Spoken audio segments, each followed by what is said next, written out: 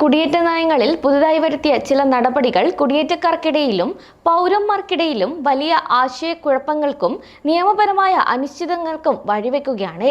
ചില അമേരിക്കൻ പൗരന്മാർക്കും കുടിയേറ്റക്കാർക്കും രാജ്യത്ത് നിന്ന് പുറത്തു പോകാനുള്ള ഉത്തരവുകൾ ലഭിച്ചതായി റിപ്പോർട്ടുകളുണ്ട്. ഭരണകൂടത്തിലെ തർക്കങ്ങളും ഡാറ്റ പിശകുകളും ഇത്തരമൊരു നിർദ്ദേശത്തിന് പിന്നിൽ കാരണമായി എന്ന് കരുതപ്പെടുന്നു. കൂടാതെ ജനങ്ങളുടെ നിലപാട് എങ്ങനെ നിർണ്ണയിക്കപ്പെടുന്നു എന്നതിലും കനത്ത വിമർശനങ്ങൾ ഉയരുകയാണ്. അമേരിക്കൻ കുടിയേറ്റ നിയമങ്ങളിൽ ഒറ്റനോട്ടത്തിൽ നോക്കുമ്പോൾ സംഭവിച്ചിരിക്കാമെന്നതുപോലുള്ള ഒരു തെറ്റായ നീക്കമാണിത്. കൂടാതെ ഇതിപ്പോൾ നിരവധി അഭയാർത്ഥികളുടെയും കുടിയേറ്റക്കാരുടെയും ജീവിതത്തെ തകർത്തിരിക്കുന്നു എന്ന ചില റിപ്പോർട്ടുകളും പുറത്തു വരുന്നുണ്ട്. കൂടാതെ US പൗരന്മാർക്ക് പോലും നാടുകടത്തൽ ഉത്തരവുകൾ ലഭിച്ചുവെന്ന റിപ്പോർട്ടുകളും ഇതിനിടയിലുണ്ട്. ഭരണകൂട സ്ഥാപനങ്ങൾ തമ്മിലുള്ള പരസ്പര വിമതയും ഡാറ്റ പിശകുകളും ഈ അനിശ്ചിതാവസ്ഥയുടെ പിന്നിൽ സജ്ജീകരിച്ച ഘടകങ്ങളായി വിലയിരുത്തപ്പെടുന്നു. ഈയൊരു പശ്ചാത്തലത്തിൽ കുടിയേറ്റ നയങ്ങളിലെ സുതാര്യതയ്ക്കും നിഷ്പക്ഷതയുമുള്ള ആവശ്യങ്ങൾ ശക്തമാവുകയും ചെയ്യുന്നു. US കുടിയേറ്റക്കാർക്കിടയിൽ ആശയക്കുഴപ്പവും ഭയവും സൃഷ്ടിച്ചുകൊണ്ട് ട്രംപ് ഭരണകൂടം ബൈഡൻ ഭരണകാലത്ത് നടപ്പാക്കിയ ചില നയങ്ങൾ നിശ്ചിതമായി പിൻവലിക്കുന്നുവെന്നാണ് പൊതുവെയുള്ള വിലയിരുത്തൽ. CBP-1 ആപ്പ് വഴി അനുവദിച്ചിരിക്കുന്ന 2 വർഷത്തെ താൽക്കാലിക പ്രവേശന അനുമതികൾ US customs and border protection റദ്ദാക്കിയതോടെ ഏകദേശം 9 ലക്ഷത്തിലധികം പേരാണ് ഇതിന്റെ ബാധിതരായത്.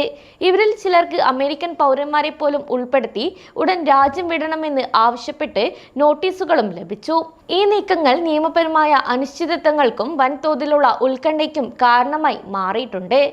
US പൗരനായ ഹ്യൂബർട്ട് മോണ്ടോയ്ക്ക് US ഹോംലാൻഡ് സെക്യൂരിറ്റിയിൽ നിന്ന് ലഭിച്ച ഇമെയിൽ ഉടൻ രാജ്യം വിടുക അല്ലെങ്കിൽ നാടുകടത്തലിന്റെ ഫലങ്ങൾ നേരിടേണ്ടി വരും എന്ന മുന്നറിയിപ്പാണ് നൽകിയത്.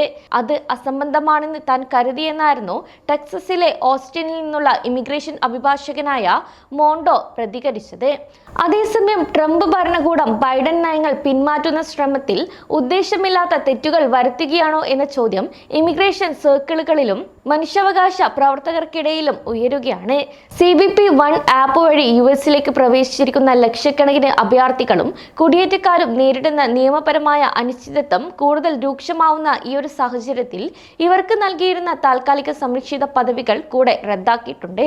ഇതുവഴി മാനുഷിക പരിഗണനകളെ അടിസ്ഥാനമാക്കിയുള്ള പരോളുകളും സാമ്പത്തിക സ്പോൺസർമാരുമായുള്ള ബന്ധമുള്ളവർക്ക് സുരക്ഷയും അനിശ്ചിതത്വത്തിലായിരിക്കുകയാണ്. ഈ ഒരു തീരുമാനം വലിയ ഔദ്യോഗികതയോടെയോ ആൾക്കൂട്ട അറിയിപ്പുകളോടെയോ വന്നതല്ല.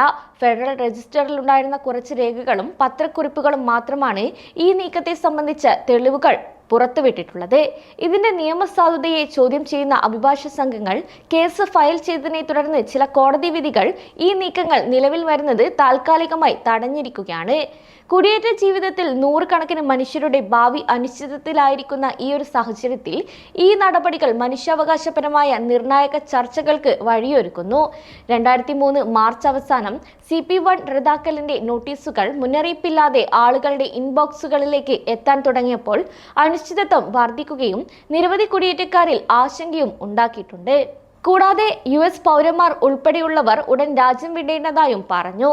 കൂടാതെ ഹ്യൂസ്റ്റണിൽ ജനിച്ച ഇമിഗ്രേഷൻ അഭിഭാഷകനായ തിമോത്തി J. ബ്രെന്നർ ഏപ്രിൽ 11 ഈ പുതിയ റിപ്പോർട്ട് ലഭിച്ചതോടെ US വിട്ടേക്കുമോ എന്ന ആശങ്കപ്പെടുകയും അഡ്മിനിസ്ട്രേഷൻ ഇമിഗ്രേഷൻ അഭിഭാഷകരുടെ പട്ടികയോ അവർ ഉപദ്രവിക്കാൻ ലക്ഷ്യമിടുന്ന ഒരു ഡാറ്റാബേസോ ഉണ്ടെന്ന് താൻ ആശങ്കകുലനായി എന്നാണ് അദ്ദേഹം പ്രതികരിച്ചിട്ടുള്ളത്. കൂടാതെ ഇത് ട്രംപ് ഭരണകൂടത്തിന്റെ പുതിയ നടപടികളും ബൈഡൻ കാലഘട്ടത്തിലെ നയം പുനഃസംഘടിപ്പിക്കുന്നതും ജനപ്രതിനിധികൾക്ക് കൂടുതൽ ഗൗരവമുള്ള ചർച്ചകൾക്കും നിയമപരമായ പ്രശ്നങ്ങൾക്കും വഴിയൊരുക്കുന്ന സാഹചര്യം കൂടെ ഉണ്ടാക്കിയിട്ടുണ്ട്. 2022 അവസാനം മുതൽ 5 ലക്ഷത്തിലധികം ക്യൂബക്കാർ, ഹെയ്തിക്കാർ, വെനിസ്വലൻകാർ തുടങ്ങിയ ആളുകൾ ഓൺലൈനായി സാമ്പത്തിക സ്പോൺസറുമായി അപേക്ഷിച്ച ശേഷം വ്യക്തിഗത ചെലവിൽ US വിമാനത്താവളത്തിലേക്ക് പുറപ്പെട്ടതിന് ശേഷം ഒരു ഫെഡറൽ ജഡ്ജി താൽക്കാലികമായി അവരുടെ നാടുകടത്തൽ നിർത്തിവെച്ചു. ഇവിടെ ബദലായി നേരിയ മുൻകൂർ ചർച്ചകൾ കൊണ്ട് മസാച്യുസെറ്റ്സിലെ ഫെഡറൽ ജഡ്ജിയുടെ ഉത്തരവിന്റെ അടിസ്ഥാനത്തിൽ താൽക്കാലിക സംരക്ഷണത്തിന്റെ ഭാഗമായി നീക്കം ചെയ്യൽ ഉത്തരവുകൾ തടയാനായി അധികാരികൾ നിയമപരമായ ഇടപെടലുകൾ നടത്തുകയും കുടിയേറ്റക്കാർക്ക് ഒരു ആശ്വാസം നൽകുകയും ചെയ്തു. അതേസമയം അതേസമയം ഇത് ഇപ്പോഴത്തെ ഭരണകൂടത്തിന്റെ പുതിയ സമ്പൂർണ്ണമായ കുടിയേറ്റ നയമാണെന്നും ഇത് ആശങ്കയും അപൂർവമായ നിയമപരമായ സാങ്കേതികതകളും ഉണ്ടാക്കുന്നുവെന്നും ചിലർ വ്യക്തമാക്കുന്നുണ്ടെങ്കിലും ഇത് ഇപ്പോഴും കുടിയേറ്റ നയം സംബന്ധിച്ച ചർച്ചകളിലും നിയമപരമായ പോരാട്ടത്തിലും നിർണായകമായി തന്നെ തുടരുകയാണ്.